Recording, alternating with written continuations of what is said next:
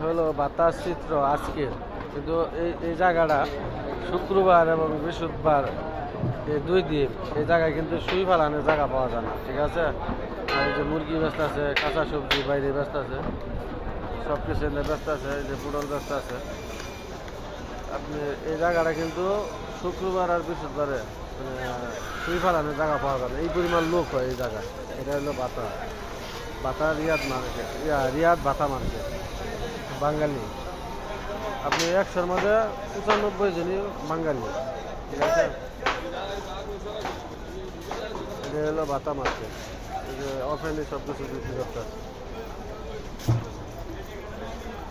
মুরগি যেগুলো হলো 25 টাকা করে, এটা কক মুরগি, দেশি মুরগি 25 টাকা করে। ওই যা মুরগি ব্যস্ত আছে, মুরগিগুলো অনেক শক্ত।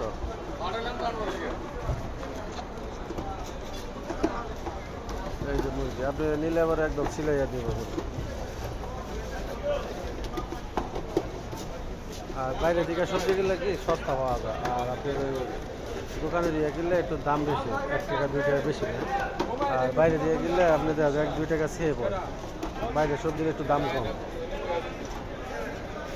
এটা হলো বাতা মার্কেট। বাতা মার্কেট চিনেন এমন কোনো লোক নাই যারা রিয়াদে থাকে, আর সবাই আসে এখানে। আর এটা হলো আপনার বাংলাদেশের জন্য একটা মেলা, প্রতিদিন প্রতি সপ্তাহে, বিশেষ করে শুক্রবার আর বৃহস্পতিবার। যদি কারো বন্ধু বান্ধব থাকে তারা এই জায়গায় ঠিকানা দেয়, এই জায়গায় এসে দেখা করে।